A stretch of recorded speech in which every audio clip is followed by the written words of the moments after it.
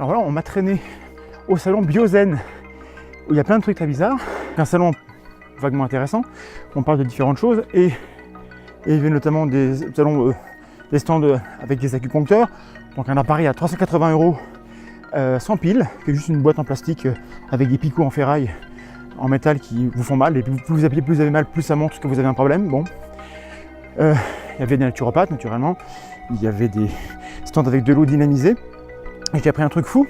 J'ai appris que lorsque on fait circuler de l'eau dans un tube qui fait une sorte de tourbillon, donc ils appellent ça un vortex, qu'on sépare le jet en deux vortex qui tournent l'un dans un sens opposé à l'autre et qu'on les fait se rejoindre, eh bien ça nettoie l'eau de son information.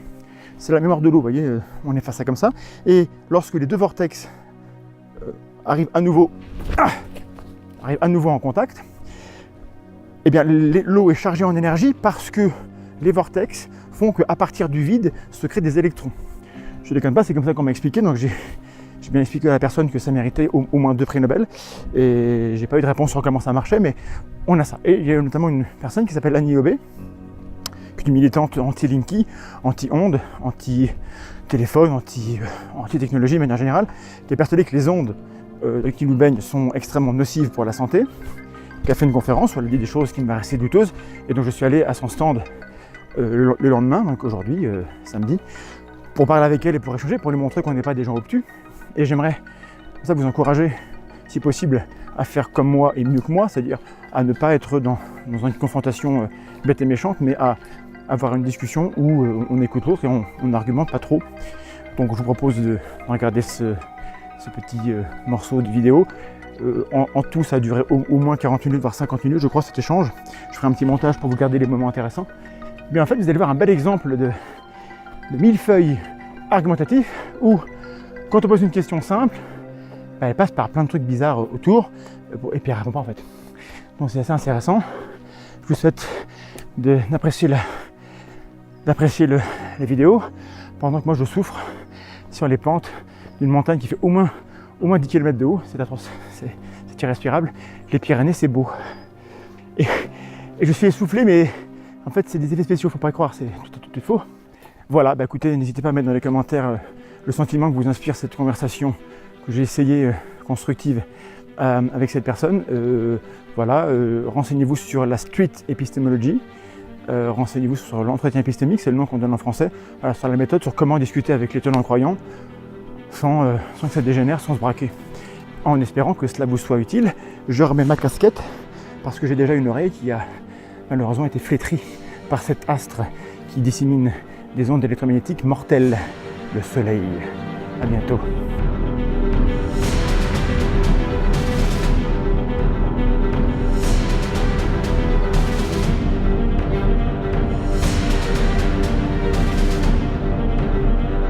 Téléphone sans fil, oui, de la maison. Téléphone de maison sans fil. Portatif, portable maison. Voilà.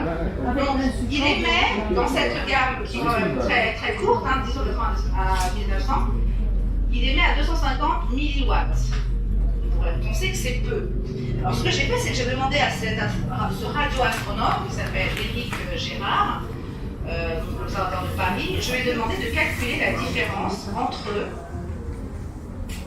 ces 250 milliwatts et le bruit ambiant naturel à la surface de la Terre. C'est 100 000 milliards de fois plus puissant que le niveau ambiant naturel à la surface de la Terre. Une onde ne peut pas traverser un obstacle dont la taille est supérieure à la longueur d'onde. Par exemple, on a 12 cm le Wi-Fi, c'est arrêté par un mur d'une épaisseur de 12 cm. Mais nous, notre peau, elle a une épaisseur beaucoup plus fine, donc le Wi-Fi nous traverse, nous transperce, comme si on n'était pas là, si vous voulez. Donc on n'est pas prévu évidemment pour être transpercé par son, puisque en dessous de 5 MHz, il n'y en a pas du tout à la surface de la Terre. C'est zéro. Hein, ça c'est aussi Monsieur Gérard qui me l'a dit. En dessous de 5 MHz, c'est zéro, il n'y a rien du tout. Et donc, quelqu'un m'a dit, oui, mais on n'est pas non plus prévu pour être dans des voitures, ou dans des trains, ou avoir des vêtements, ou des lunettes. Sauf que, en fait, si vous avez... Bon, ces ondes, elles pénètrent dans notre corps, d'accord ? Si vous avez une voiture ou un train qui va rentrer dans votre corps, Là, vous allez vous en apercevoir. Si vous avez un vêtement qu'on utilise pour vous stranguler ou pour vous faire un garrot, vous allez vous en apercevoir. Si votre frange de lunettes, au lieu de la mettre là, vous la mettez dans l'œil, vous allez vous en apercevoir. Donc, la seule raison pour laquelle on peut penser que c'est la même chose dans une voiture d'être transpercée par ces ondes, c'est qu'on ne perçoit pas ces ondes. Et si on ne les perçoit pas, c'est qu'elles n'étaient pas, elles ne nous précédaient pas. C'est l'heure de finir? Ah, dépassé, d'accord. Ah, ben je ne peux pas regarder. Voilà, donc on va s'arrêter là. Vous voulez faire quoi? Je sais pas, c'est.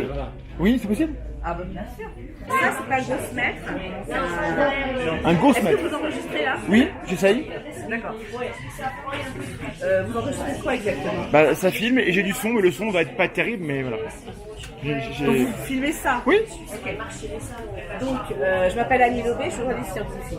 Et donc j'ai acheté en 2004, je crois, un Ghostmètre à Ed Lipper, qui est le scientifique américain qui a publié avec Nancy Vertemer la première étude qui montrait un lien entre les leucémies infantiles et les sous-stations qu'ils appellent en anglais, c'est-à-dire les postes de transformation électrique. Comment ils ont procédé? Nancy Vertemer, je l'ai eu au téléphone, ainsi que Ed Lipper, donc c'était des gens très intelligents, n'est-ce pas? C'est eux qui ont inventé l'étude cas témoin. Donc c'est un Ghostmètre qui mesure en milligauss, donc le champ magnétique de fréquence de 50 Hz. Malheureusement, il a été endommagé dans un transport, mais il y a une des fonctions qui subsiste, c'est la détection, en fait, il rend audible tous les champs magnétiques de basse fréquence entre 40 et 10 000 Hz. Ici, on voit qu'on n'entend pratiquement rien. Ça veut dire qu'il y a un niveau de pratiquement zéro. Et la différence, par différence, vous posez le téléphone portable là. Et vous voyez donc le champ magnétique émis par, vous entendez, le champ magnétique émis par ce téléphone qui est donc en fait. Désolé. C'est vrai qu'on fait pas ça. Bon, d'accord. Bon. Alors ensuite, On laisse? on va faire l'expérience. Vous allez passer un appel. Elle fait Là.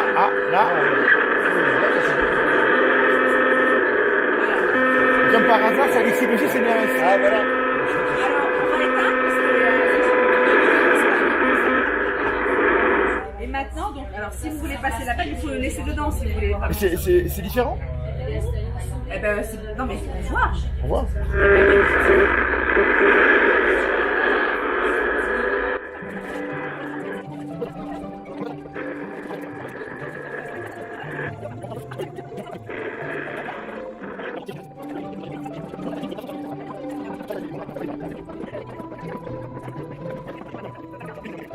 Alors, l'instrument, c'est le HF32D de GHz Solutions qui a un spectre compris entre 800 et 2500 MHz. C'est les micro-ondes, vous êtes d'accord? Oui. La téléphonie. Bon, on est 2005, hein, la téléphonie. 2004, 2005. Voilà, ça dépend si c'est la 4G ou la 3G, mais bon, en tout cas, c'est bien compris là-dedans, ainsi que le Wi-Fi, d'ailleurs, qui est à 2450.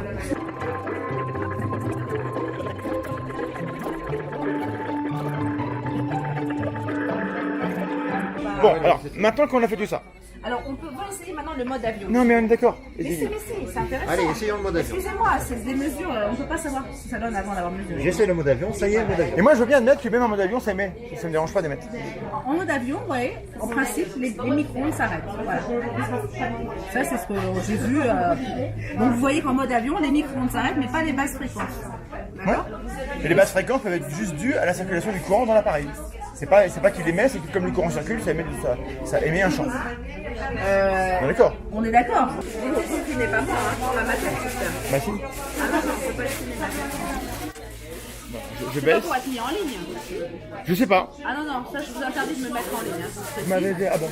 Moi, personnellement, mon visage. D'accord. C'est dommage que vous ne m'ayez pas. Bah ça filme là. Donc c'est bon. Oui, d'accord, mais enfin, je veux bien que vous filmiez mes mains. Et bah je vais vais mettre. le visage. Ok. Vous enlevez tout ce qui est visage, d'accord? Parce que moi, je ne sais pas. Qu'est-ce que ça nous montre? Alors attendez, j'étais en train de vous expliquer quoi pour vous? Oui, mais vous voulez nous Là, je faire, suis ennuyée, vous voulez nous faire oui, une ça conférence fait complète? des Bah oui, mais c'est bien, mais Et d'où ça vient alors? Parce que ça veut dire que.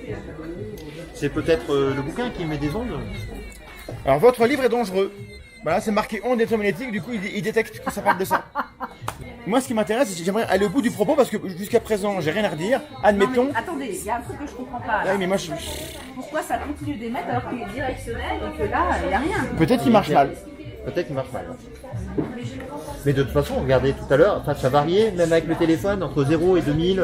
Oui, mais c'est parce que ce n'est pas régulier. Alors, ce que je voulais vous dire, j'étais en train de vous dire, si vous j'aimerais bien que vous fassiez l'expérience, vous enlevez Internet. Vous enlevez le fait qu'ils reçoivent en permanence. Et moi, je vous accorde que ça émet des ondes tout le temps. Non, et on passe à l'étape d'après. C'est pour savoir s'il émet tout le temps ou pas. Mais vous ferez. Je suis d'accord, je pense qu'il émettra. Voilà, ça émet tout le Non, temps. mais il ne faut pas penser, il faut mesurer. Et j'aimerais connaître votre raisonnement, madame, pour voir qu'est-ce que vous en concluez. Moi, j'accorde tout est vrai. Mais qu'est-ce qu'on en conclut?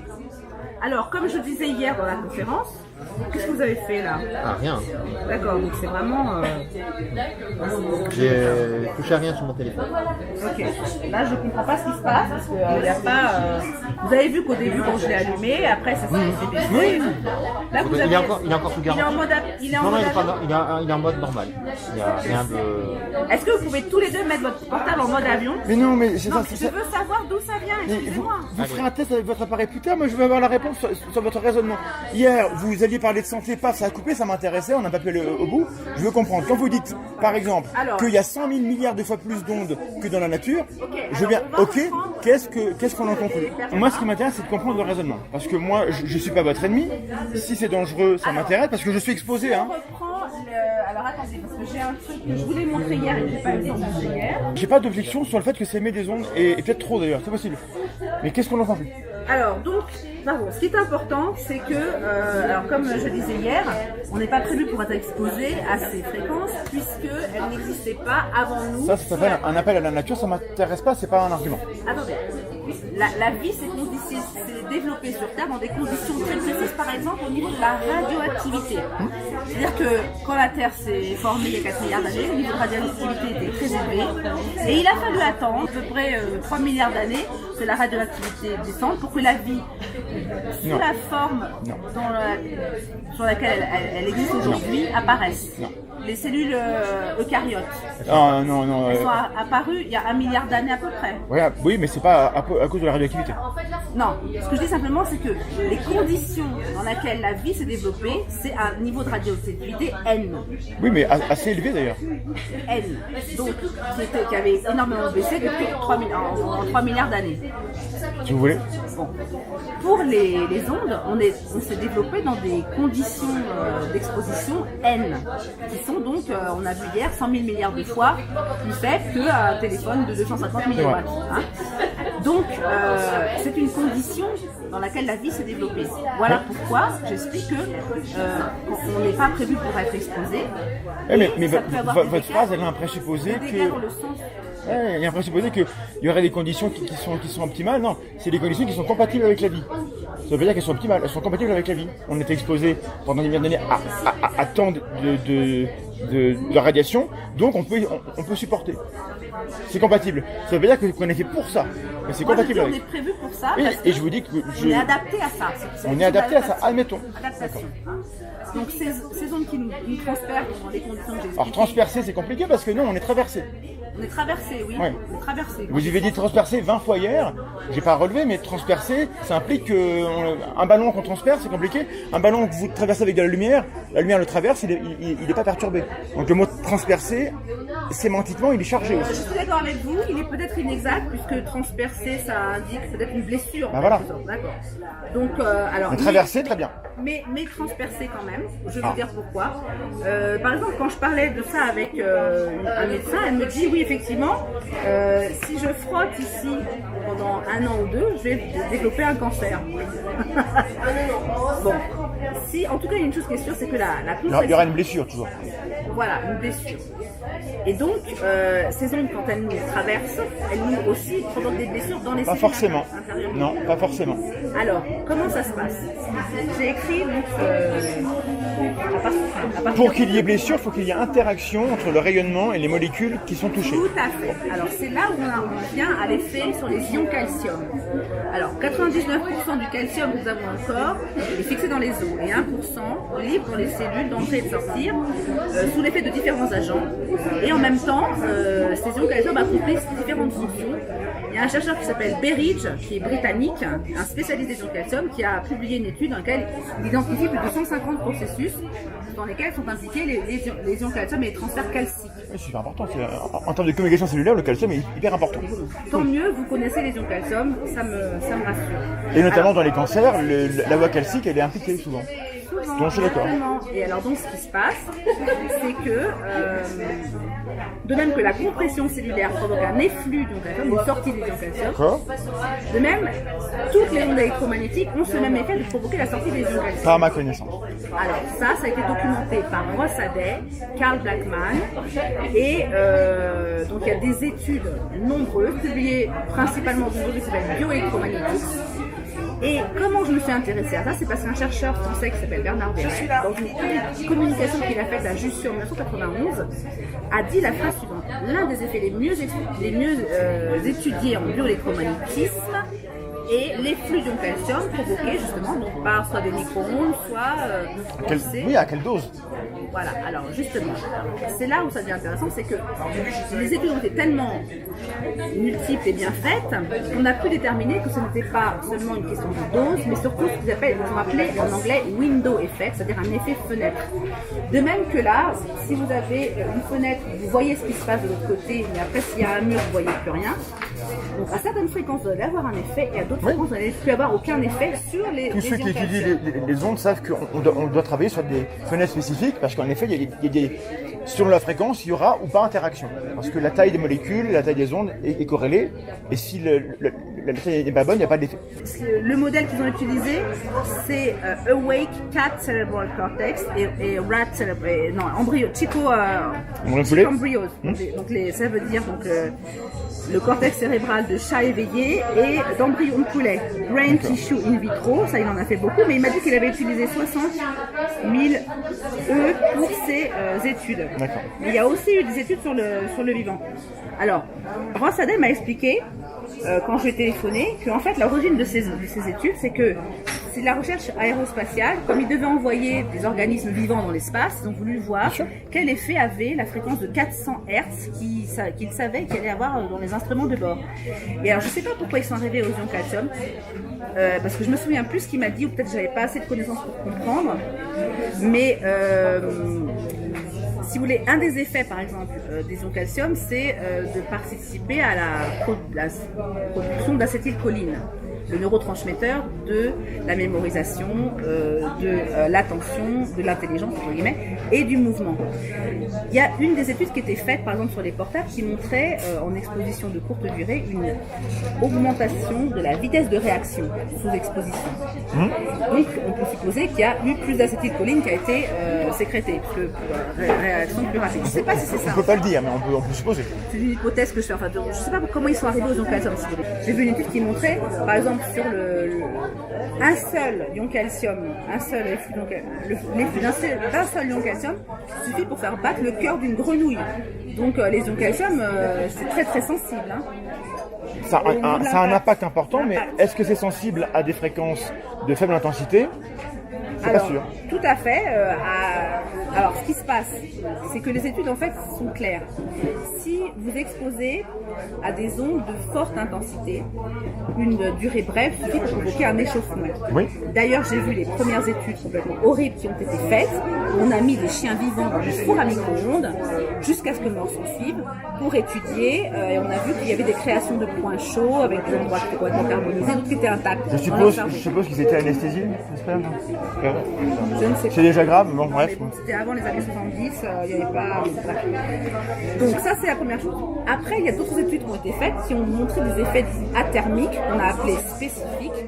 Ce sont ces effets qui sont contestés par les CNIRP notamment, mais payés par les industriels, payés par ceux qui veulent aussi utiliser ces ondes comme des armes, Brooks Air Force par exemple, il y a pas mal d'études mensongères là-dessus, avec, on n'a pas les noms. Ouais, mais parce que moi, du coup, j'ai étudié l'effet des ondes de ces fréquences-là sur des levures, sur des cellules. Alors, j'ai regardé la littérature, et justement, on traquait les effets non thermiques. C'est des cellules. Les levures, c'est des cellules eucaryotes aussi. Oui. Donc il y a de long calcium. D'accord, ok. Et on n'a rien pu montrer. Et dans la littérature, il y a. Quelle fréquence alors 2400. 2,4 gigas, c'est la fréquence des téléphones. Et c'est qui est-ce qui a publié ça? Ça n'a pas été publié. J'ai fait le travail et dans l'équipe, ça s'est mal passé. Donc, voilà. Mais, c'est vous qui avez fait le travail. Oui. Et donc on n'a rien Vous vu. travaillez pour qui à ce moment-là? C'était l'université de Clermont-Ferrand et d'Angers. Alors à Clermont-Ferrand, ils ont montré un effet sur les tomates. Je me souviens Je plus sais, du nom. bah c'est Angers, c'était mon chef. Il a montré un effet sur les tomates. Il a montré des effets sur les Il a tomates. publié ça. C'est vrai, c'est vrai. Est-ce que Il c'est a- reproductible? Ah bah j'en sais rien. Bah, J'ai pas essayé. on a du mal. Je sais pas si c'est- Donc un truc important, c'est que quand un papier sort une fois et qu'on a un résultat, c'est un fort indice que quelque chose se passe. Si personne n'arrive à le reproduire, c'est sûr que c'était pas fiable. Et bah ces études-là, quand on les Le compte, doigt a été reproduit? bah, pas tellement en fait. Ah bah ouais, alors comment on peut le savoir si c'est pas, que c'est pas reproductible?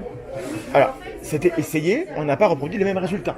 Ah, donc ça a été reproduit avec des résultats Alors, différents. Quand on dit reproduit, c'est qu'on a réussi à reproduire. Vous n'avez pas pu C'est-à-dire que reproduire son protocole? ça a été répliqué, mais Répliqué. mais on n'a pas produit les résultats. Répliqué. Une nuance. On refait, mais on reproduit pas les mêmes résultats. Donc c'est pas. Alors seulement qu'il se passe des choses, c'est intéressant, mais c'est pas assez solide pour Le dire chercheur comment on est avec fait. lequel j'ai eu le plus de contact, c'est Pierre Aubineau. Donc lui, je suis carrément allée dans son laboratoire, il nous a montré tout Quel ça. labo CNRS Bordeaux. Ok. Je me souviens un peu de l'unité qui a d'ailleurs été dissoute depuis. C'était la physiologie, signalisation cellulaire. Donc, Oui, bah, il était quand calcium. même- voilà. Ben non, justement, lui, il ne travaillait pas sur les ions calcium, il travaillait sur la migraine avec bon, des modèles, ça. D'accord. Lui, ce qu'il a montré, c'est l'efflux de grosses molécules qu'on appelle, enfin qu'il avait mis rendu fluorescentes de la, je sais pas quoi, séreuse de bœuf, là, je me souviens plus ce que c'est exactement. Ok. Il avait je vois. rendu fluorescent. et il La avait- SAB, la sérum aluminium. Oui, c'est ça. Et il avait rendu. Je connais un peu. Bah oui, c'est bien. Il avait rendu fluorescente et il avait vu qu'elle passait dans le parenchyme cérébral sous l'effet. D'accord, ça devient poreux. Lui, par contre, il avait bien mesuré la température. Il a dit que c'est un effet athermique. Très bien. Et il était intéressé, parce qu'en disant on a beaucoup de mal à casser la barrière hémato-encéphalique pour faire rentrer des médicaments dans le cerveau, on pourrait utiliser ça éventuellement dans Oui, des d'accord, je vois. protocoles thérapeutiques. Ça n'a pas eu de suite malheureusement, parce que lui il a été empêché de publier. Mais par contre sa publication, elle est en ligne sur le site. D'accord. Ils l'ont revu évidemment. parce qu'il- Empêché de publier. Ah oui, il l'a envoyé à, comment ça s'appelle ce grand truc là, le plus connu Nature, Science. Non, non, c'est un truc quand même, anglais. Truc anglais. Bon, je me souviens plus. Bon. Donc, en tout cas, C'est Bernard Verret qui l'a empêché de publier, mais vraiment, hein. c'est grave. Ah oui, oui, c'est grave. Parce qu'il faudrait que je puisse entrer en contact avec ce monsieur pour en parler, parce que. Je pourrais vous donner son numéro de téléphone. ça m'intéresse. si vous voulez, hein. Un peu de son mail. Je sais plus lequel que téléphoner. Alors, le mail. parce qu'il Monsieur, en fait, non, monsieur il a- Rodino. Pardon, Obino. Obino. A-U-B-I-N-E-A-U. Parce que là, par exemple, je vois un truc, typiquement là, l'effet des ondes du téléphone provoquerait Alzheimer. Ça date de 2011. On a une épidémie de téléphones portables dans le monde. Ça date de 2006 en fait. Le livre 2 date de juin 2011, D'accord. mais le livre papier a été Donc, écrit en depuis 2006, à l'époque, vous saviez que le Alors téléphone là, provoquait on se Alzheimer. basait sur des études faites par Salford, un Suédois, Oui. qui a exposé pendant 2 heures des jeunes rats et qui a montré donc après des coupes, donc il les a sacrifiés, il a coupé leur cerveau en tranches et il a montré des vacuoles qui sont D'accord. exactement les mêmes vacuoles. Donc, ça date que des années les 90. Les études, oui, c'est ça, Alors, début 2000. Si en effet les ondes de téléphone produisent ces effets-là, depuis 96, il s'est passé 20 ans, on devrait voir des effets sanitaires. C'est ça ma question. Des effets sanitaires qui Soit, sont pas seulement du cancer, soit c'est des effets fifrelins et du coup il n'y a pas de conséquences, auquel cas on ne va pas s'inquiéter, soit c'est réel et il y a des effets sanitaires réels et là il faut qu'on s'inquiète. Moi je ne suis pas au courant comme quoi il y aurait une augmentation de ces maladies-là. C'est ça que je voudrais vous Ah, bah voilà. montrer hier. Donc ça c'est la courbe des naissances. Courbe de naissance. Naissance vivante. INSEA 2018. Donc là, vous voyez quand même. Pourquoi les gens naissent plus en 92? Qu'est-ce qui se passe? Ah, Pourquoi c'est ça- l'échelle, regarde l'échelle. Ah oui, d'accord, oui. Il y a Ah, eu- il faut pas faire ça, malin. Il faut jamais tronquer l'échelle, parce que du coup. Attendez, on c'est a- pas moi, c'est une courbe de l'INSEE. Ah bah, ils ont tort. Ils ont largement tort. Pas modifier On ne doit pas faire ça comme ça. Non, mais ce qu'il voulait dire, c'est. Ce qui est important, c'est de voir ici, là. Moi, c'est ça qui m'intéresse. Qu'est-ce qui se passe, là, ici? Où sont les barres d'erreur? Enfin, on peut pas là, c'est des vrais chiffres. Regardez ici les décès en comparaison. Hein. Donc, il y Bah, a un nombre de- phénomène oui. inverse, un nombre de naissances qui diminue, un nombre Il y a plus de décès dans le Un nombre monde de quand on morts. est 7 milliards que quand on est 1 milliard. Voilà. La population augmentant, le nombre de gens qui meurent est aussi plus grande. Ça, c'est logique. Là, est-ce que la baisse est assez grande? Puisque là, on ne voit que en haut, il manque les 720 000 en bas. Est-ce que la différence, est-ce que c'est pas juste un effet de bord? Là, regardez, on était. Alors, je sais plus. Ce graphe-là- Même Jean-Michel Blanquer a dit il nous manque 25 000, le ministre de l'Éducation, Oui. il nous manque 25 000 naissances par an en ce moment pour assurer le renouvellement. À quoi sont dus ces manques de naissance? C'est seulement au mode de vie des gens qui se reproduisent moins. Je ne sais pas. Moi, je montre simplement ça. Mais quand vous montrez ça, qu'est-ce que vous voulez dire? Eh ben, ce que je veux dire, c'est qu'il se passe quelque chose. On ne sait pas quoi, mais il se passe quelque chose. Alors, il se passe pas forcément quelque chose, parce que d'un point de vue parfaitement Alors normal, après, attendez, si la population augmente, le nombre de morts augmente, et là, on ne sait pas si c'est une différence qui est conjoncturelle, elle est significative, et en plus, l'échelle est totalement écrasée. Donc, un graphe comme ça, il y a une intention, quand on fait un graphe comme ça, de montrer que ça change. Donc, le graphe n'est pas neutre, déjà. On fait jamais ça dans un article. Jamais. Attendez, ça, c'est l'INSEE. Moi, je veux pas. Et ben l'INSEE, ils sont pas S'ils allaient irréprochables. jusqu'en bas, on verrait rien, évidemment. Et ben justement, c'est ça le truc. En haut. Bah, si c'est écrasé, c'est comme rien. Donc, il n'y a rien à voir, donc il n'y a rien à expliquer. Alors, écoutez-moi, s'il vous plaît.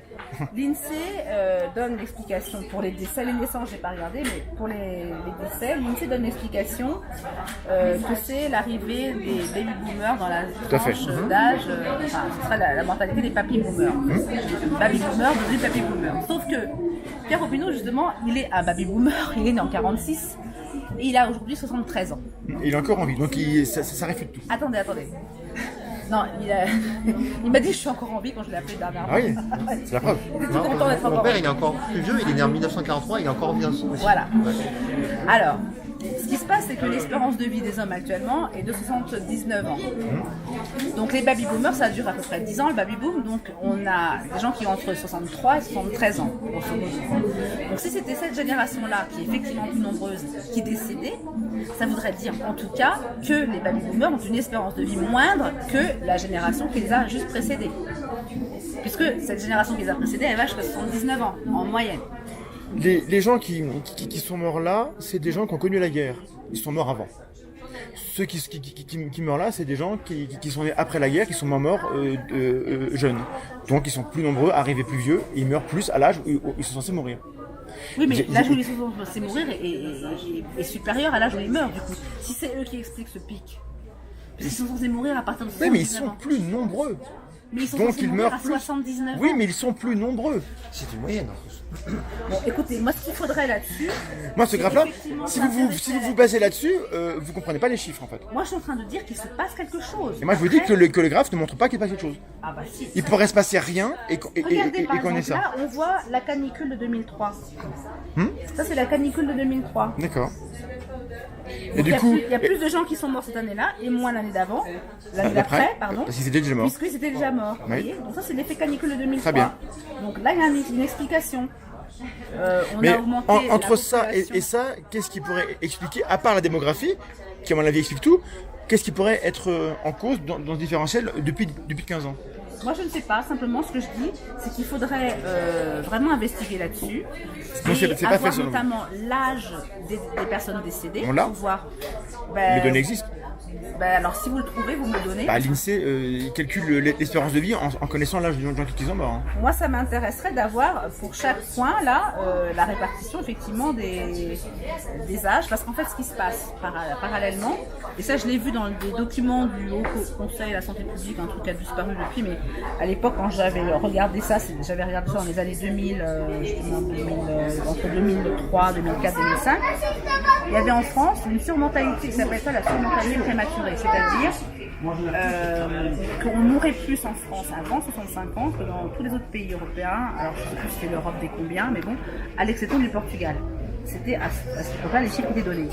par exemple, alors je ne me souviens plus exactement, mais je l'ai écrit dans le livre La fée électricité en conclusion, on mourrait à moins de 65 ans autant de personnes que la population de la ville d'Orléans chaque année, et donc c'était atypique par rapport aux autres pays européens, et surtout c'était entre guillemets nouveau, puisqu'en 1985,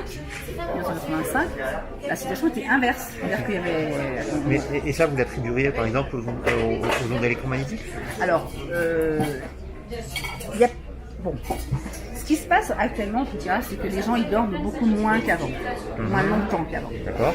Et comme vous le savez certainement, quand on dort... L'exposition aux écrans fait qu'on dort moins bien.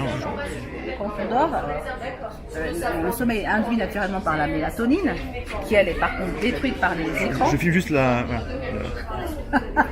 Détruite par les ondes électromagnétiques, donc, et par la simple lumière également. Premièrement, la mélatonine a des effets anticancéreux, prouvés in vitro, in vivo, et également par études cliniques sur l'homme, puisque il a été montré que les personnes atteintes de cancer avaient des taux de mélatonine moindres.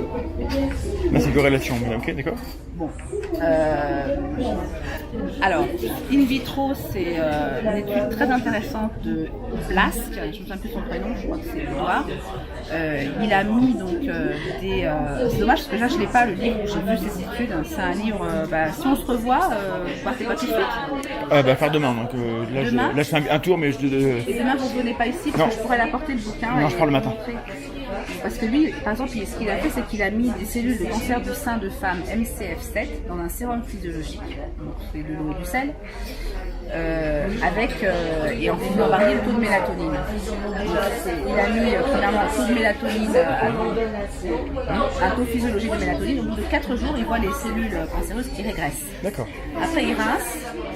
Et il teste différents taux et il s'est aperçu que quand il y en avait trop, c'est comme quand il n'y en avait pas assez, c'est comme quand il n'y en avait pas du tout, ça n'a plus aucun effet.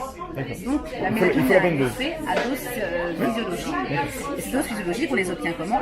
En ayant une quantité de sommeil correct. Suffisant, mais sommeil, pas n'importe quel sommeil, puisque la quantité de mélatonine descend automatiquement par anticipation avant le lever du jour suivant. Donc il faut dormir aux bonnes heures. Voilà, vous allez dormir tôt principalement. Je me barre parce que moi je dors tard. Mais moi ça je vous l'accorde. Moi ce qui m'intéresse c'est là, depuis 90. Attendez, vous parlez non mais non parce que j'arrive jamais à avoir des réponses. Vous partez sur plein de trucs et attendez. Non, mais c'est pas ça s'appelle du millefeuille argumentatif et ça m'intéresse moyennement. Non, j'aimerais qu'on la réponse elle est complexe parce que le problème est complexe. Donc, la réponse c'est un tableau complet. On est d'accord pour dire que depuis 20 ans, il n'y a pas d'augmentation d'Alzheimer. Lié au téléphone. Je sais pas ce que vous voyez, mais pas d'augmentation d'Alzheimer. L'augmentation d'Alzheimer est liée au fait que les gens vivent plus vieux, ce qui est une bonne nouvelle. Écoutez-moi, je vais répondre à votre question, mais après avoir terminé sur cette histoire de cancer. Aujourd'hui, après, il faut connaître. L'une des pathologies qui tue le plus, notamment avant 65 ans, c'est le cancer. D'accord. On peut donc établir un lien supposé, évidemment, entre la baisse de la mélatonine par le manque de sommeil et... alors, il y a une autre raison pour laquelle la mélatonine baisse, c'est le passage à l'heure d'été. C'est-à-dire qu'on perd 1 heure de mélatonine chaque jour depuis entre la fin du mois d'octobre. Parce qu'en fait, à la même heure, il est 1 heure plus tard, enfin plus tard en vrai, et donc vous allez on met quelques jours pour s'en remettre. Donc chaque jour, la quantité de mélatonine... Non, parce que les gens finissent par se coucher à la même heure qu'avant. Donc le décalage... Vous vous couchez à l'heure de votre montre. Si vous couchez à 10h, à 10h, en fait, il est 11h. Vous couchez tous les jours à 10h. Si vous couchez toujours à 10h, d'accord. À 10h, il est 11h. Mais quand vous êtes chez vous et que vous fermez vos volets, vous êtes dans le noir, à un moment donné, vous retrouvez un cycle circadien. Oui, mais la mélatonine, elle commence à diminuer automatiquement par anticipation avant de lever le jour à la même heure. Elle se recale sur les cycles. Quand on met les gens dans des cavernes, ils ont un cycle de 23 heures. Quand ils sont dehors, on n'est pas isolé. Hein. On est en photorécepteurs. Et bien justement. Ou arrête justement. Donne sur la rétine. Donc. Les gens qui tombent à la bonne étoile à l'heure d'hiver, il n'y en a pas beaucoup. Non, mais par contre, vous êtes d'accord avec moi que si vous vous couchez 1 heure plus tard, à partir du moment où la mélatonine elle va commencer à baisser à la même heure, parce que ça c'est un phénomène physiologique, vous perdez 1 heure de mélatonine. chaque jour. Donc à la fin de l'été, vous aurez perdu, je sais plus, j'avais calculé, ça fait l'équivalent de 11 nuits blanches. Ouais, mais bon, à mon avis, c'est un calcul qui n'a pas de sens, mais je ne peux pas vous dire pourquoi. Parce que là, j'ai vu trop d'erreurs avant pour vous croire là-dessus. Mais admettons. Non, mais alors, vous pouvez faire les calculs vous-même. En tout cas, moi, c'est pas un problème de calcul, c'est un problème de est-ce que ça a du sens de comparer des heures cumulées de sommeil en moins. Est-ce que ça a du sens? Non, ce qui est sujet à caution, c'est quand je dis c'est l'équivalent de 11 nuits blanches. C'est ça. D'accord. Voilà. Mais bon, c'est quand même, c'est pour dire voilà le nombre d'heures. Ça a sûrement un impact dans la semaine où on change, ça je vous l'accorde absolument. Et le reste. Tout l'été. Bah, Enfin, je sais pourquoi pas. je dis ça? Parce qu'en fait, ça a commencé en 75, je crois, cette histoire de l'heure d'été. Et puis 10 ans après, on a vu commencer à fleurir les cancers. Ah bon? Et oui. Et donc, comme on estime que 10 ans, c'est à peu près la période jusqu'à laquelle arrive un cancer, je m'interroge. Donc, le changement d'heure serait un facteur aggravant dans la prévalence des cancers. Et ça, mais pas seulement. Et je l'apprends ici. Parce qu'il ne se passe pas que le problème du fait que la mélatonine est anticancéreuse. Quand on dort moins, ce qui se passe, c'est qu'il y a tous les processus de réparation cellulaire. Le système immunitaire est moins efficace. Mais est-ce que pendant toute la séquence où on est en heure d'été, est-ce que les gens dorment moins bien vraiment à cause de ce décalage-là? C'est pas qu'ils dorment moins bien, c'est qu'ils ont moins de mélatonine dans leur sommeil. Parce qu'ils se couchent une heure plus tard. Il y a en plus, en France, on a 2 heures d'écart avec le soleil. Est-ce qu'il y a des données qui montrent que dans les pays où on passe à l'heure d'hiver, les gens ont moins de mélatonine que dans les autres pays? Ça pourrait être un élément qui dirait, ok, est-ce qu'on a ça? Alors je pense pas. Eh ben alors faites-le, trouvez-le, fouillez-le, demandez-le, parce que ça pourrait être... Tiens, vous devriez faire des études comme ci, comme ça. C'est vrai que du coup, il devrait y avoir des... Est-ce que tous les pays sont passés à l'heure d'été, à l'heure d'hiver, à ce changement-là en même temps? Parce que si c'est pas le cas, ça veut dire que suivant les pays, on devrait observer des différences au niveau des cancers. Oui, mais en France, on a 2 heures d'écart puisqu'on avait déjà 1 heure d'avance. On a gardé depuis l'heure allemande. Vous vous souvenez de cette histoire? Non, mais c'est vrai qu'on est décalé. Alors on est décalé parce que en fait, quand la France était sous l'union allemande, elle est déjà passée à l'heure allemande. D'accord. Donc, alors, par contre, vous voyez ce qu'on voit, c'est qu'il y a beaucoup de cancers en Bretagne. En Bretagne, ils subissent encore plus ce décalage. Ils sont plus à l'ouest. D'accord. Mais donc voilà. ça, vous le savez, qu'il y a plus de cancers en Bretagne à cause du sommeil. Non, c'est à cause du sommeil. Quand quelqu'un qui vous écoute et qui n'a pas la prudence que moi j'ai, va dire, elle vient de nous dire que à cause de la mélatonine, on a le cancer. Ah oui, ça je le dis. Ça, vous Bon, alors, dire donc ça, que je l'ai dit. donc vous Pas à cause de la mélatonine, à cause de la Comment vous le savez? À cause du déficit en mélatonine. Comment vous le savez? Parce que l'intégralité de la preuve scientifique existe. Notamment... Comment savez que moi je le sais pas? Non, et que personne ne le sait, et que personne dit, écoutez, vu qu'il y a des cancers, on va arrêter ce décalage de l'heure d'été. Parce que quand il y a un débat sur l'heure d'hiver et l'heure d'été, jamais personne ne vient dire qu'il y a un problème avec la mélatonine. Je l'ai jamais entendu. Oui, c'est vrai. Mais vous Bizarre. savez, j'ai envoyé mes publications à... Donc ça n'a pas dû convaincre les gens qui Je sais pas s'ils les ont écoutés, je sais pas si j'ai envoyé... Parce que sincèrement, si c'est vrai, on est tous concernés. Hein. À Christophe Wade, le directeur du CIRC, bien sûr qu'on a discuté, directeur du Le CIRC, cirque, pour lui faire une observation par rapport... Le cirque, en général, ils ne se font pas prier pour dire qu'il y a un truc qui est cancérigène. Il m'a répondu qu'il était content de la façon de fonctionner. Je lui avais fait une critique sur un des chercheurs qui était dans le groupe d'études sur justement les champs de radiofréquence. Donc c'était René de 16 en disant qu'il avait des liens d'intérêt et qu'il n'avait pas déclaré les mêmes D'accord, dans c'est autre un chose. groupe et Okay. dans l'autre. Et il m'a dit on a des bonnes... Est-ce qu'il y aurait des liens d'intérêt? Est-ce qu'on peut soupçonner qu'il y ait des gens qui soient corrompus pour nous forcer à passer à l'heure d'hiver? Et autant il y a des trucs que je peux comprendre. Passer à l'heure d'hiver ou passer à l'heure d'été? Je sais pas, j'ai du mal avec les deux concepts. C'est lequel qui pose problème? C'est l'heure d'été? L'intérêt... Le décalage négatif, c'est en été? Oui, bien sûr. Donc, L'intérêt qui aurait intérêt? L'intérêt que le gouvernement, la raison pour laquelle ils ont passé à l'heure d'été, Économie d'énergie. c'était pour éviter je crois, la pollution du soir, parce que les voitures étaient... C'était pas surtout ce que les gens allument leur lumière le matin ou pas. En fait. C'est tout ça. Et l'économie revient à la consommation d'une ville comme Orléans. C'est marrant, on revient à cette échelle-là. Mais en fait, c'est Orléans qui est un peu le centre. Ça, j'ai fait ma thèse là-bas. Hein. Comme par hasard. C'est fou, hein. Mais j'ai bien compris ce que vous voulez dire. Et si c'est vrai, c'est grave, c'est important. Et je vois pas de gens qui pourtant devraient être convaincus, ils le sont pas. Mais je reviens à ça. Depuis 20 ans quand même, les jeunes et les portables Alzheimer à 35 ans, les jeunes de l'époque, ils ont plus que de 35 ans maintenant. C'est là où ça Où devient sont les très maladies? intéressant. Ah bon, bah il est temps alors. Et c'est là où on a des observations faites par... Alors je vous invite à aller voir parce que j'ai trouvé ça, donc ça fait récemment, après même avoir écrit le livre J'aide les enfants à décrocher les écrans. Parce qu'en fait ils publiaient des tribunes dans Le Monde, mais il n'y avait pas les auteurs donc, qui étaient visibles, donc j'ai pas pu aller contacter, sauf quand j'ai vraiment. Donc, allez voir les avis et alertes des professionnels de la santé de l'enfant. C'est pas Alzheimer qu'on voit chez les enfants d'aujourd'hui, mais ça y ressemble, c'est-à-dire qu'ils n'arrivent plus à... Bon, je vous donne un exemple qu'elle donne, donc c'est le docteur Annelise Ducanda. Moi je m'intéresse... Ah, du Candoc. Je m'intéresse aux enfants d'il y a 20 ans, Attendez, mais laissez-moi vous expliquer. Vous me dites, qui maintenant ont plus que 35 ans. je vais y arriver, d'accord? Excusez-moi D'accord. de prendre un peu des... Ah oui, mais ça prend beaucoup de temps. circonvolutions. Les enfants d'aujourd'hui qui sont exposés aux tablettes n'arrivent plus à apprendre à parler. Elle explique, par exemple, comprendre les questions simples comme... Est-ce que Madame Ducanda fait autorité et a publié Attendez, des travaux? Parce qu'elle écrit des bouquins, fait des conférences. Madame Ducanda, je ne l'ai pas vue convaincre beaucoup de monde. S'il vous plaît. Eh ben déjà, elle a convaincu au moins 3000 professionnels qui font le même métier qu'elle de signer une charte qu'elle a proposée avec son collectif. Donc c'est déjà les gens qui sont sur le terrain, contactent les enfants, ils voient tous la même chose, c'est-à-dire entre 2 et 4 enfants par classe qui n'arrivent plus à... qui relèvent de la MDPH, c'est-à-dire qui ont besoin d'une AVS. Relève de la MDPH, c'est-à-dire qu'ils sont handicapés, Oui, hein, on est d'accord. Et donc l'explication qu'elle donne, enfin pas l'explication, mais l'illustration qu'elle donne, parce que ça permet de bien comprendre.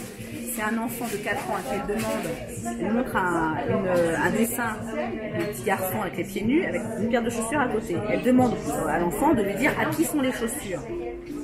Et l'enfant de 4 ans répond bleu. Pourquoi? Parce qu'il a appris les couleurs avec la tablette, mais il n'a pas eu assez d'interaction avec ses parents pour comprendre les questions qu'on lui pose. J'ai vu hier le livre TV Lobotomie, qui est très bien. En effet, la télé ou les tablettes ne remplacent pas une interaction avec les adultes. Ça, je suis totalement d'accord. Quel rapport avec les ondes? Il y a TV, alors le rapport, il y a TV Lobotomie, Oui, effectivement. il ne dit pas un mot sur les ondes. Hein. Il dit c'est dangereux de ne pas interagir avec les enfants. Il a totalement raison, je le rejoins. Il dit même pas ça, il dit... Il dit ça rend con et on perd du vocabulaire. Toutes les études, Oui, j'ai lu. à chaque fois il a vu des effets. Alors, Est-ce qu'il parle des ondes? pas du tout. On est d'accord. Et d'ailleurs, quand je l'ai vu, il m'a dit les ondes, c'est pas mon sujet. Voilà, il a bien raison. Mais c'est le mien, excusez-moi. Oui, Et mais alors, lui, il est convaincant. Quand les écrans deviennent neurotoxiques, donc elle, c'est Sabine Duflo qui fait partie aussi Je connais pas ça. du collectif D'accord. d'Annelise Ducanda, hein, avec des médecins. Donc elle est psychologue clinicienne. Et donc elles ont fait les mêmes observations. Et donc ces observations, c'est qu'il y a entre 2 et 4 enfants par classe qui sont complètement incapables d'intégrer l'école, puisqu'ils ne peuvent pas comprendre et exécuter une consigne simple telle que mets ton manteau, enlève tes chaussures, et donc ils ne peuvent pas suivre une classe. À quoi on impute ça? Alors justement, eux ils ont fait l'expérience parce qu'à force, si vous voulez, en psychologie, vous recevez les parents et donc ce qu'elles font, c'est qu'elles demandent aux parents, racontez-moi la journée. Ouais. Et donc elles se sont aperçues que beaucoup de ces enfants-là étaient sur écran du matin D'accord. au soir. Alors je fais une parenthèse quand même. Attendez, excusez-moi. Vraiment, moi je suis d'accord avec vous, les écrans sont dangereux. Attendez. Les ondes, Excusez-moi. vous nous parlez des ondes et là vous mélangez les deux registres, c'est pas possible. Je suis d'accord avec vous, les téléphones émettent des ondes. Ok, je suis d'accord avec vous, les tablettes sont dangereuses pour les enfants parce que les enfants doivent interagir. D'accord, les ondes sur les enfants. J'y arrive s'il vous plaît. Allons-y. C'est par l'effet sur l'acétylcholine justement. Hein. Donc, ce qu'ils ont fait, ces psychologues, ces médecins, c'est de conseiller aux parents de remplacer les écrans par les interactions. D'ailleurs, que vous-même vous avez quand vous étiez petit et moi aussi, parce qu'on n'avait pas d'écran. C'est vrai. Et qu'est-ce J'ai qu'ils passé voient beaucoup de temps dans la télé quand même. Qu'est-ce qu'ils voient? Ça explique peut-être beaucoup de choses. Je suis un peu con. Hein, Ça veut dire les geeks surtout. ça se voit? Bon. Et donc, quand les enfants arrêtent de mettre sur écran, qu'est-ce qui se passe? Eh bien, leur développement reprend de façon parfois spectaculaire. Oui. Et en tout cas, c'est rapide, et d'autant plus rapide qu'ils sont jeunes. Quoi. Donc, eux, ils ont fait le lien de cause à effet par l'expérimentation de terrain, en fait. D'accord. Et le lien de cause à effet, c'est le lien, Et c'est l'interaction avec la maman ou le papa. Le fait que quand je dis un mot, c'est rien à voir avec les ondes. Voilà, donc eux non plus, ils sont pas sur les ondes, parce que eux aussi, ils connaissent rien. Et du coup, ils convainquent tout le monde parce que leurs études sont solides. Ah, alors vous disiez qu'elles ne convainquaient pas grand monde. Donc déjà, vous avez avancé dans votre... Non, mais ils convainquent personne avec les ondes. Ils convainquent tout le monde avec les interactions. Vous avez dit qu'ils convainquaient tout le monde, alors que là, vous avez dit que Anne Duconda n'avait pas convaincu. Quand Madame Duconda parle des ondes, elle convainc personne. Quand elle parle des interactions, elle a raison. Elle parle pratiquement pas des ondes. Eh ben là, peut-être que du coup, il faudrait peut-être pas parler d'elle là. Parlez-moi de tout ce qui parle des ondes. Non, mais écoutez, ce qui est intéressant, c'est que par des voies différentes, nous arrivons aux mêmes conclusions. Pas sur les ondes. Alors, non, les conclusions, c'est que les écrans sont nocifs. Comment est-ce que les ondes rendent les enfants idiots? Parce qu'en fait, c'est ça je suis un peu méchante en disant ça. Disons ça, mettons. Mais les enfants, on observe qu'il y a une baisse du niveau scolaire. D'accord? C'est pas nouveau, hein, ça fait quand même au moins une vingtaine d'années qu'on observe cette baisse du niveau scolaire. Alors, c'est discutable parce que qu'est-ce qu'on mesure? Quelles compétences on mesure? Les enfants d'aujourd'hui ont des compétences différentes des enfants d'il y a 40 ans. On est obligé de changer les programmes, et ça, j'ai fait un article là-dessus que je vous enverrai parce qu'il est pas encore publié. Est-ce que c'est grave? C'est très grave parce que vous avez des enfants qui arrivent à faire son orthographe, etc. Est-ce que l'orthographe est importante? Eh bien, si vous voulez écrire un truc sans l'orthographe, à quoi elle sert l'orthographe? Elle sert à être intelligible et compris par tout le monde. Oui, mais ça sert aussi de marqueur social. Ça sert surtout pour être clair et compris. Non, l'orthographe française. Si tout le monde a les mêmes règles. L'orthographe française organise à dessein une complexité et une déconnexion entre le son qu'on produit et la graphie, et c'était volontaire, c'était pour distinguer les imbéciles et les femmes, les hommes savants à l'époque. Donc l'orthographe n'est pas un argument. Et il se trouve que depuis 100 ans, on avait tellement augmenté le niveau de la population générale grâce à l'école que tout le monde était capable de lire les journaux, etc. Et de comprendre et de réfléchir. Parce qu'en fait, ça sert le langage. Je suis pas sûr que les enfants maintenant réfléchissent. Mais bon, admettons. Eh ben, vous parlez souvent avec des jeunes. Moi, je parle beaucoup avec des jeunes parce que je me déplace pas mal par les transports. Et donc, c'est des cons. Je dis pas que c'est des cons, mais non, j'ai pas dit ça. Mais quand vous arrivez à en trouver un qui a quelque chose d'intéressant à dire, c'est quand même rare. Et si vous écoutez c'est vrai pour les adultes. Regardez autour de vous. Pas là, mais partout. Hein. Les gens qui disent des trucs intéressants, on en cherche. Hein. Alors, en tout cas, parlons du niveau scolaire, parce que je ne veux pas donner Je ne suis pas d'accord pour dire que le niveau scolaire est un élément pertinent pour mesurer l'effet des ondes. Je suis désolé. Il y a trop de facteurs autour, sociaux, historiques, qui pourraient avoir un impact. Je veux un lien de causalité ou au moins une corrélation importante entre l'exposition aux ondes qu'on aurait isolé sur un paramètre de la santé ou de Alors, pour moi, mon hypothèse, puisque évidemment, il n'y a pas d'études spécifiques là-dessus, que en tout cas, j'ai pas cherché et j'en ai donc pas trouvé, et je ne sais pas s'il y en a, ça passe par l'acétylcholine. L'acétylcholine, pour que ce neurotransmetteur, donc qui est le neurotransmetteur de l'attention, de la vigilance, du potentiel d'action, du mouvement et donc de la mémorisation, il est sécrété, ce neurotransmetteur. C'est un neurotransmetteur qu'on connaît très bien, parce qu'il a été découvert en 1907. On connaît tous les récepteurs cholinergiques. Énormément d'expérience dessus. Et on a pu voir que donc, les neurones, qui sont les cellules donc, du cerveau, il y en a un qui va sécréter l'acétylcholine pour qu'il soit libéré. Sérotonine? L'acétylcholine. D'accord. Et pour qu'il soit libéré, il faut que les ions calcium entrent. Avant qu'il soit libéré dans l'espace entre les neurones pour aller dans un autre neurone. C'est des synapses et le calcium est important. Il faut que les ions calcium rentrent pour que l'acétylcholine qui a été produite par un neurone soit libérée dans la synapse. D'accord. Et donc, sous l'effet des ondes, vous avez comment dirais-je? Sous l'effet des ondes, à quelle fréquence, avec quelle puissance, et mesurer dans quel système? Je ne suis pas d'accord pour dire qu'on a montré que le téléphone ou la tablette diminuait les flux de calcium dans la tête des gens. Aucune preuve. Alors, en tout cas, ce qui a été montré par Rossadet, c'est que ça a un impact.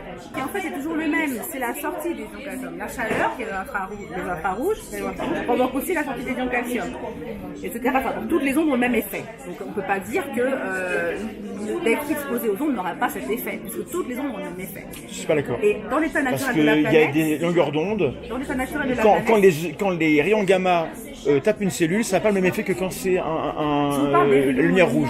Je ne parle pas des rayons gamma, je parle des rayons non ionisants. Les rayons ionisants, c'est pareil, tous n'interagissent pas. La lumière qui me fait bronzer ou qui me fait prendre un coup de soleil, Elle fait sortir les ions calcium aussi. n'interagit pas comme les infrarouges qui vont juste me chauffer. Elle fait sortir les ions calcium aussi. Eh ben, ça dépend des doses. Ça dépend des bonnes énergies.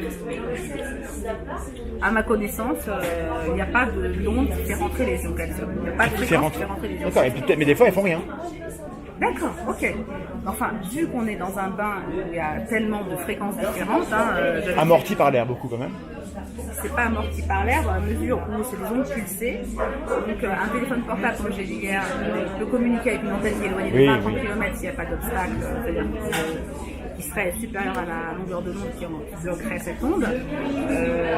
Il n'y a pas, évidemment, dans les Et donc, fréquences. comment ça se fait, si c'est vrai, et que ça a des impacts depuis 1996, ça fait 23 ans au moins qu'on le sait, où sont les données sanitaires? Et une chose que je regrette, c'est qu'on ait arrêté le service militaire. Parce que, au moment du service militaire, il y avait 3 jours de tests il y avait 3 jours de tests psychotechniques. Ouais. Et j'ai vu, je vous assure, j'ai eu accès à un moment donné, malheureusement, je ne peux pas le garder, au résultat de ces tests. C'était d'une précision et c'était vraiment très très bien fait. D'accord. Et donc, si on avait continué ça, là, on aurait eu vraiment cette étude longitudinale qui nous manque.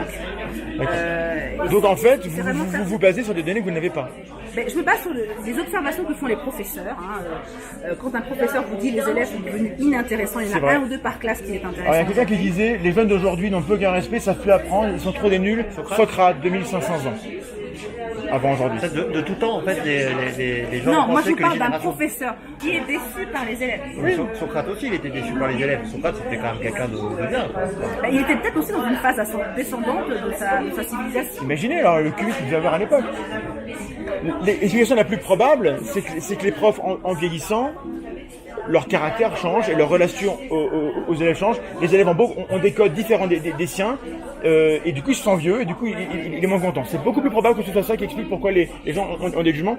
Et quand on regarde l'effet Flynn que vous connaissez, FLY2N, le QI moyen des gens augmente de 4 points de QI tous les 20 ans. Là il est en phase de stagnation voire de baisse. Auquel cas peut-être que vous avez raison. Mais en tout cas on peut pas dire que ça fait des générations que ça baisse, ça augmente. Pas vite mais ça monte un petit peu.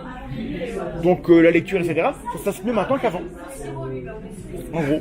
Et ce qui m'intéresse, c'est qu'entre là, parce qu'en plus vous le vendez encore, donc si vous y prenez encore, un truc qui date 2011 et 96, où sont les effets qu'on devrait voir? Ça prédit des effets. Est-ce qu'on les voit? Il y a un autre critère de quantité d'acétylcholine qu'on a dans le corps. Et vous me parlez de ça, moi je veux comme données. Ah oui, mais c'est très théorique. Ça pourrait être vrai, mais c'est comme le principe de la dent d'or de Fontenelle. Avant de vouloir expliquer un phénomène, on doit voir s'il existe. Est-ce que le Père Noël glisse plus vite avec du beurre dans la cheminée ou pas? Je prends un autre exemple. Excusez-moi, j'ai pas écouté ce que vous avez dit parce que je voulais. Bah oui, vous m'écoutez pas. Je voudrais vous prendre cette exemple. Vous êtes très fermé, madame. Vous savez, l'acétylcholine, c'est quelque chose de très important puisque dans la maladie d'Alzheimer, on constate post-mortem parce qu'on ne peut pas, en tout cas la dernière fois que j'ai regardé des études, on ne savait pas doser l'acétylcholine dans un cerveau vivant. Post-mortem, on constate un déficit d'acétylcholine chez les personnes qui ont la maladie d'Alzheimer. Ils ont beaucoup de déficits. Qui sont décédés là. Il y a beaucoup de trucs qui marchent plus, donc forcément, ça les impacte. Bon, voilà, mais je suis d'accord. Soit. Si vous allez avec des personnes qui sont dans cette maladie-là, vous voyez un autre caractéristique, elles ont des mouvements lents. L'acétylcholine, c'est aussi le neurotransmetteur du mouvement. Donc il y a un lien en fait, si je disais, entre la lenteur de l'esprit et la lenteur des mouvements. Et si vous regardez les jeunes aujourd'hui, leur manière de se déplacer, ils se déplacent lentement. Ah oui. Et il n'y a aucun record du monde qui de course à pied ou de vélo qui est battu maintenant. Voilà. On n'en va plus d'ailleurs. Évidemment, vous avez des sportifs qui ont un niveau d'activité. Et eux ne sont pas exposés aux ondes.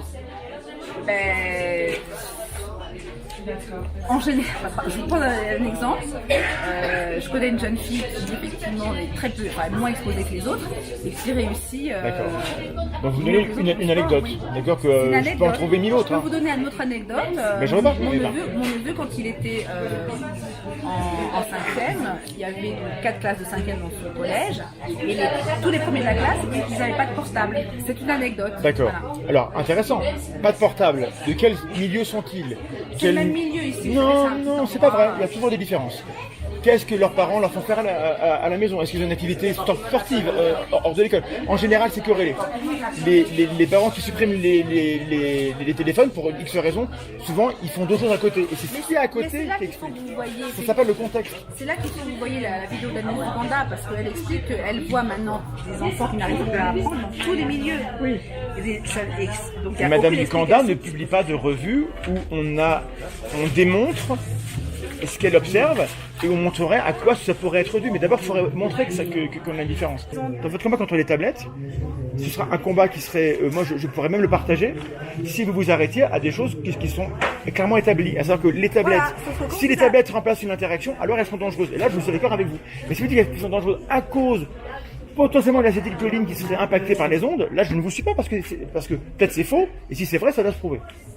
Vous comprenez la nuance que j'ai? Donc moi je vous remercie de votre objection, puisque c'est exactement là où j'en suis actuellement. D'accord. Puisque là je vous ai énoncé un fait, maintenant je vais aller chercher les études pour l'établir, dans la mesure où, mais c'est vrai que j'ai pas énormément de temps en ce moment pour faire justement ces investigations, malheureusement, sinon c'est pas déjà fait. Voilà. Donc, et vous comprenez que moi je suis pas là pour vous dire que vous êtes nuls et que c'est pas vrai, que c'est faux. Mais si c'est vrai, c'est tellement important qu'il faut des travaux solides. Et les chercheurs sont des gens qui sont exposés aux ondes aussi, leurs familles sont exposées aux ondes. Il n'y a personne qui a intérêt à cacher un danger qui existerait.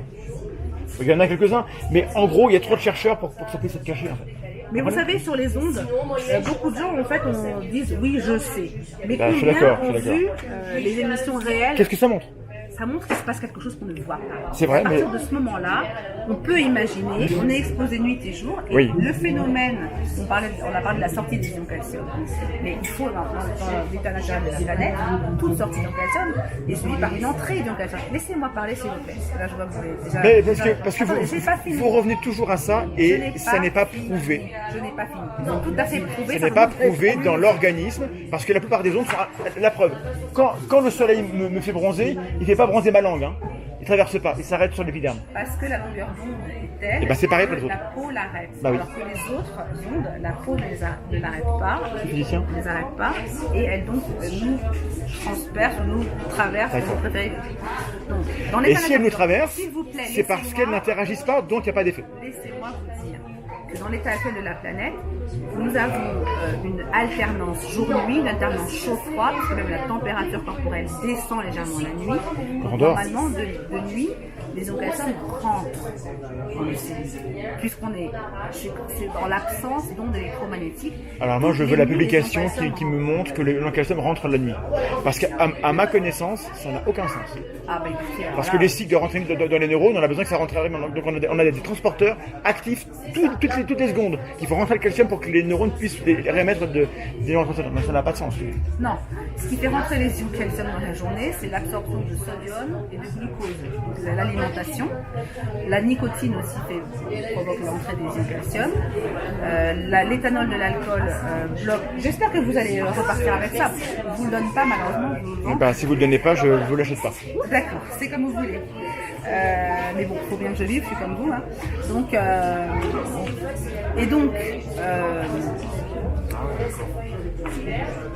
toute sortie d'ion calcium doit être compensée et au moment de la mort, tous les ions calcium sortent des cellules. Voilà. Donc c'est pour ça que quand on est exposé à des ondes qui provoquent la sortie permanente d'ion calcium, qu'est-ce que c'est censé vouloir? D'accord. Ah non, c'est ça, d'accord. Donc dès que les ions calcium sortent, on s'approche de la mort. Donc il faut arrêter les neurotransmetteurs. Dès que vous transmettez un signal nerveux, les calciums rentrent. Il faut avoir un cycle qui permet de Donnez-moi la référence qui me dit que la nuit, les ions calcium rentrent dans les cellules. Comment dirais-je? Par exemple, alors, si je vous le dis, c'est que je l'ai lu. Alors, je ne sais plus laquelle c'est, par contre. Mais...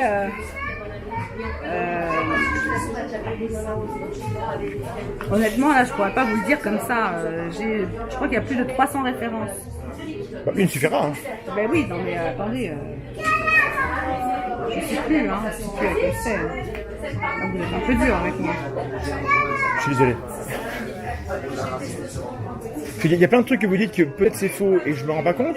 Et ça quand même, là je me dis là, ça va pas être vrai. Vous voulez pas lire le truc, mais j'ai lu la littérature scientifique directement en fait. Ben oui, mais et je la connais un peu. À partir du moment où vous voulez pas lire ces littératures-là, qui sont dans la bibliographie. Oui, mais peut-être que je les ai lues ceux-là. Eh ben alors, je pense pas. Ah bon. Enfin, écoutez, il y a 300 références, je crois, dans le document. Donc vous pensez toujours que je suis un faux scientifique, comme avant-hier? Ça va mieux? Non, j'ai dit que c'était de la fausse science quand on refuse les mesures. Là, vous êtes venu voir les mesures, enfin les détections. Non, mais l'autre jour, c'était juste une histoire de contexte, c'était pas le lieu, en fait, je pense. Je viens parler des billes cognitives, vous me parlez des ondes et vous voulez mesurer les choses. Et apparemment, les gens n'étaient pas intéressés. S'ils avaient répondu oui, je vais vous en laisser faire. Je pense que vous êtes un sacré manipulateur. Ah bah c'est gentil. Enfin, très professionnel dans la manipulation, parce qu'arriver à avoir... Vous avez d'abord refusé, et après, tout le monde a refusé. Moi je suis venu pour parler d'un sujet que je connais un petit peu. Vous êtes un petit peu imposé en voulant faire ça. Non, c'était la fin, c'était... Non, il y avait des questions. C'était la fin, il y avait des questions qui étaient... Si moi je m'étais levé pour dire, moi je veux parler des billets, parce que ça m'intéresse. Les gens sont pas là pour ça, ils s'en foutent, donc j'ai pas fait. Vous comprenez? Ben oui, mais parce que les biais... Alors, les biais, ça dépend aussi des croyances. Donc, ce que je voulais juste démontrer, c'est qu'on a des croyances que, pour l'instant, rien n'est prouvé. Mais aussi, si on voyait... Je veux dire, si, par exemple, moi, je n'ai pas de téléphone portable. Pourquoi? Parce que je suis équipée de cet instrument depuis donc, au moins 14 ans, 15 ans. Et si tout le monde avait vu au même temps que moi ce que j'ai vu, il y aurait peut-être plus de gens qui n'auraient pas de portable, vous voyez, parce que... Et il y aurait peut-être pas moins de cancer. Ah ben alors ça, si vous lisez bien les études de Michel Demirget, oui. Il y en a une... C'est vrai qu'il y a un impact sur la santé, mais c'est un impact social encore. Elle n'est pas dans ses bouquins, celle-là, puisqu'elle est parue après. C'est une étude que je cite aussi, le fait de regarder la télévision diminue l'espérance de vie de 21 minutes. D'accord. Chaque heure passée dans la télévision diminue l'espérance de vie. C'est un peu fort, mais admettons. Et quelle est... D'accord, mais c'est une étude. J'aimerais bien qu'il y ait un consensus dessus. Que c'est un impact négatif, je l'accorde. La quantification me paraît douteuse. Mais surtout, quelle est la chaîne causale? Et donc, moi, c'est ça. Est-ce que selon vous, c'est des gens qui vous disent on vit moins longtemps à cause de la télé, à cause des ondes de la télé, ou est-ce que c'est à cause du fait que on n'est plus casanier, on bouge pas, on fait moins de sport et on a moins d'interaction sociale? Selon vous. Ce qui va réduire la vie, c'est d'avoir trop de sorties d'ion calcium par rapport aux entrées. Quand vous êtes monocausal, c'est que le calcium qui est en cause. À mon avis, c'est un petit peu... non, mais pourquoi je dis ça? Parce que de toute façon... Le monde est plus compliqué que ça, vous savez. Quand vous bougez, aussi, vous avez l'acétylcholine qui est sécrétée, etc. Puisque vous parlez que de calcium, il faut qu'il y ait un bouquin sur le calcium et vous devriez avoir la réponse à ma question sur le cycle jour-nuit. Vous parlez que de ça, vous n'avez pas la réponse sur le cycle jour-nuit, ça me paraît bizarre. Qu'est-ce que j'ai pas comme réponse? Vous dites la nuit, le calcium rentre dans les cellules. Oui. Vous ne parlez que du calcium à longueur de temps et vous n'avez pas la réponse ou la publication qui me montre que c'est vrai. La seule publication qui dit ça... Il y en a qu'une en plus? Non, mais je veux dire... Non, ok. Ça manque quand même, parce que vous parlez que de ça. À chaque fois, ça revient tout au calcium. Donc il faut être fait de béton là-dessus. Ça revient au calcium parce que si on comprend bien les mécanismes sur les ions calcium, on peut expliquer énormément de choses. Si vous comprenez bien, donnez-moi la référence qui me dit que la nuit, ça rentre dans la cellule. D'accord. C'est basique. Je vous la dirai, je vais la rechercher, je vais vous la donner. Ok. Parce que moi, j'ai des doutes. Si ça existe, c'est intéressant. Ça prouve rien, mais au moins c'est intéressant. Bon, on va vous laisser. D'accord. Très bien.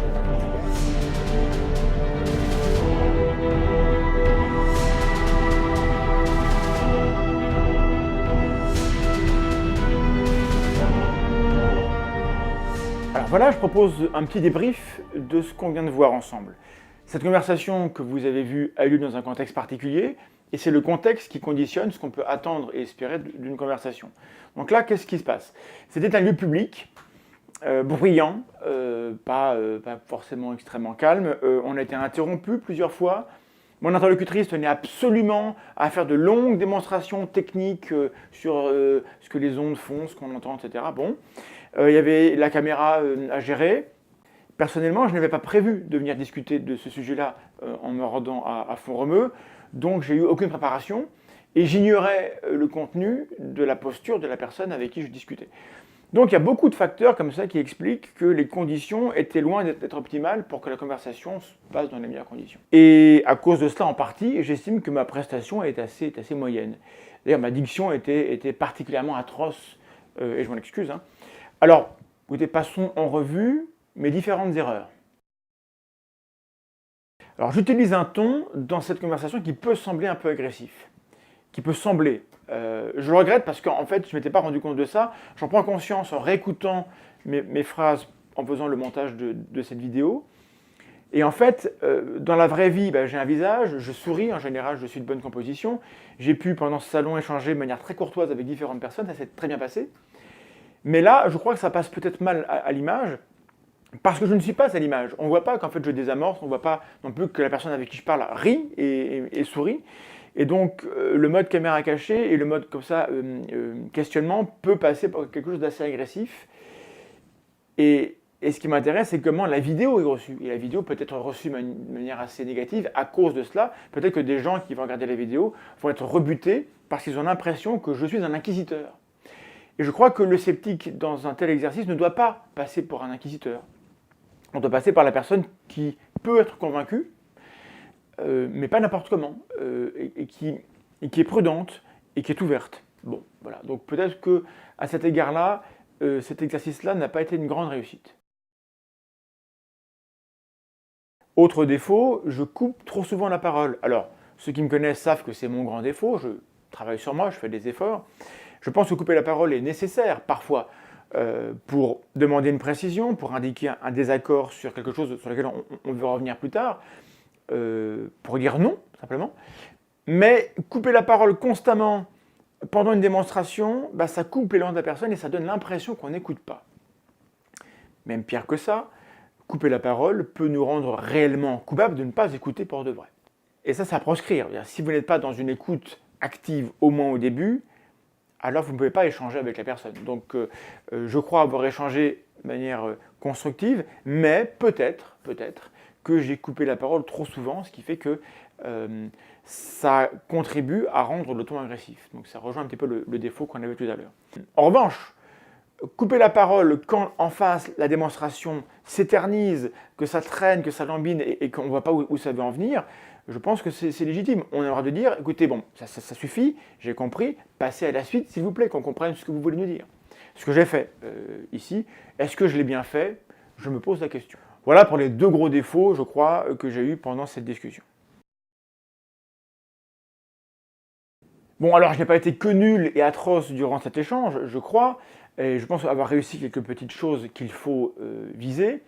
Je crois avoir expliqué à chaque fois pourquoi un argument ne me convainquait pas et dit pourquoi en fait la thèse ne me semblait pas valide. J'ai reformulé ce que je pensais avoir compris de manière à pouvoir vérifier que la personne en face de moi est d'accord avec ce que je reçois de ce qu'elle me dit. Ça c'est hyper important, c'est le cœur d'un tel échange, d'un débat. Et en réponse, elle a eu l'occasion de compléter, de préciser, de corriger sa manière de dire. Mais l'intérêt ici, c'est d'avoir une vidéo que je mets sur YouTube, qu'on peut partager, qu'on peut regarder. Donc l'intérêt, c'est d'avoir un échantillon taille réelle de comment se déroule, ou comment peut se dérouler, un échange avec une personne qui tient une thèse et veut la vendre, et le fait à l'aide d'un argumentaire mitraillette.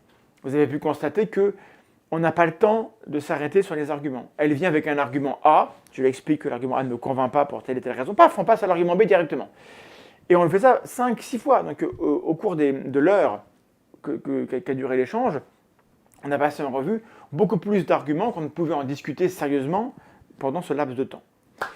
Et ça, cet effet d'empilement, ce millefeuille argumentatif, il laisse une trace dans le cerveau, après l'échange, qui est que, quand même, elle avait beaucoup d'arguments.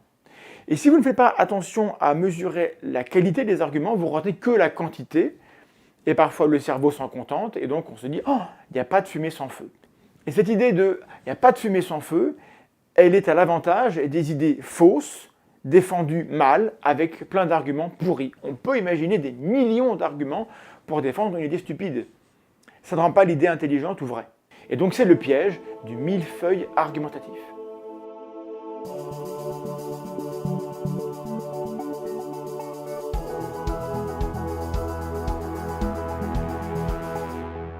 Consciemment ou inconsciemment, Annie Lebé échafaude donc un millefeuille argumentatif qui peut piéger tous ceux qui ne feront pas l'effort de se demander quelle est la valeur individuelle de chaque argument. Et ça marche, c'est très efficace. Quand on veut débattre sérieusement d'un sujet, dans le but de se rapprocher de la vérité, on n'évacue pas un argument, on l'évalue. Et donc je pose la question, que vaut l'argument du déficit de mélatonine qui serait dû au passage à l'heure d'été? Ça vaut quoi? Que vaut l'argument de l'effet putatif de ce déficit hypothétique sur la prévalence des cancers? Parce qu'on nous dit que ça peut provoquer ça, mais on se base sur quoi? Où sont les faits? Est-il possible que le calcium regagne l'intérieur des cellules durant la nuit? Ce serait vraiment étonnant. Les enfants d'aujourd'hui sont-ils réellement plus lents que ceux d'avant? Plus stupides en fait. Que signifient les courbes de naissance et de mort qu'on récupère dans un graphe de l'INSEE? Qu'est-ce qu'on croit pouvoir en dire? Mais surtout, qu'est-ce que l'INSEE en dit? Si les graphes montraient une anomalie, l'INSEE l'aurait dit, ce sont ces graphes. Ça serait quand même énorme que l'INSEE montre un graphe où il y a une anomalie et se taise, ne dise rien. Bon, que dit l'INSEE? On ne sait pas. Comment Annie Lobé sait-elle que les ondes électromagnétiques détruisent la mélatonine? Bon. N'avoir aucune réponse à ces questions, après plus d'1 heure de discussion, indique qu'il y a un problème. Je n'ai pas été informé par cette dame. Au mieux, j'ai été influencé. Nous n'avons pas éclairci ces points parce qu'Annie Lobé, je crois, ne nous laisse pas le temps d'examiner les arguments, les preuves, les faits, les éléments matériels dont on dispose. Elle est trop attachée à cultiver le soupçon. Elle est tellement sûre d'avoir raison que je crois qu'elle veut brûler les étapes et donc elle ne fait pas une démonstration propre et par conséquent, elle n'est pas crédible et elle n'est pas crue. Et elle va avoir comme réaction de penser que les gens ne veulent pas la croire parce qu'ils sont motivés par ceci ou cela. C'est assez pénible. Lorsqu'on dispose comme ça d'arguments solides et qu'on tient une thèse qui est vraie, alors on doit être en mesure de déployer une démonstration qui est convaincante. Je n'ai pas la science infuse, je n'ai pas le fin mot de l'histoire, la vérité absolue sur l'effet des ondes sur les vivants, mais ce que je sais, c'est que la méthode utilisée ici, pour me convaincre, n'est pas une méthode honnête, où on se base sur des connaissances pour établir des relations entre des faits et démontrer une thèse. Ici, on a une succession d'hypothèses, de scénarios, qui s'appuient sur des appels à l'ignorance, sur des interprétations, sur des extrapolations. Et je souligne que la personne qui fait tout ça accuse ses contradicteurs d'être des faux scientifiques, et moi je serais un manipulateur. C'est pas très bon esprit, c'est pas très charitable, c'est pas super engageant. C'est pas gentil. Le plus important pour moi, le message principal que j'aimerais diffuser avec cette vidéo, et je pense l'avoir montré, c'est que lorsqu'on est face à face, en vrai, à quelques centimètres d'une personne qui est très très différente de nous, on peut avoir un échange argumenté, plus ou moins, poli, courtois, on peut se contredire, on peut remettre en question la manière dont la personne raisonne, sans s'insulter. Dans cet échange, qui a duré pas mal de temps, il n'y a pas eu de sarcasme, et il y a eu quasiment, sauf à la fin, quasiment aucune accusation. Et bien, un échange où il n'y a ni sarcasme ni accusation n'est pas un échange perdu. Quand on est derrière son clavier confortablement chez soi, on s'autorise parfois à balancer sarcasme et accusation, et je suggère que c'est ça le problème. C'est pas tellement le fait que la personne en face de nous, elle croit un truc bizarre, elle a quand même bien le droit de le faire. Le problème, c'est que on peut rien espérer obtenir si tout ce qu'on a à lui balancer, c'est sarcasme et accusation. Ça marche dans les deux sens, hein, okay, les sceptiques et les croyants. Si votre seule contribution à la conversation est de balancer une blague, une moquerie, vous moquer de la tête des gens, insulter, balancer un gif rigolo, etc., globalement, vous perdez notre temps et le vôtre. Et on a mieux à faire que ça, en fait. Donc, je vous conjure, ne perdez pas votre temps à commenter cette vidéo si c'est pour être mesquin. Parce qu'en plus, on vous lira à peine. Aux autres, je dis merci pour votre temps, votre attention, pour votre soutien, pour les efforts que vous déployez pour aider les uns et les autres et vous-même à mieux comprendre le sujet dont il est question. Je remercie ceux qui vont participer en apportant des sources, en expliquant des choses, plutôt qu'en jugeant, parce que ce sera plus utile pour tout le monde.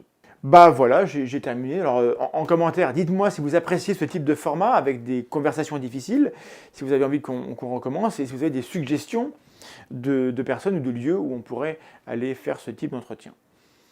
Ou sinon on arrête, parce qu'après tout on peut aussi faire autre chose, les possibilités sont infinies. Abonne-toi, à bientôt.